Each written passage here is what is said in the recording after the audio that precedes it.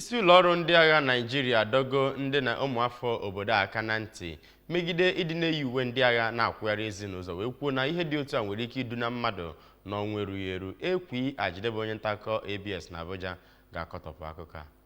Dịka Director Defense Media Operations Major General Edward Buba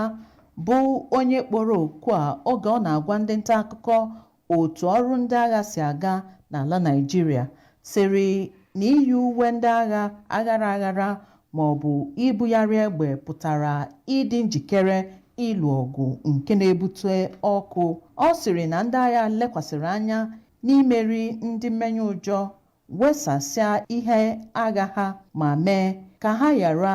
imenye ụjọ ma ọ bụ buso ndị obodo agha. DMO ahụ kwuru na ha bụ ndị ọgụ azụchara azụcha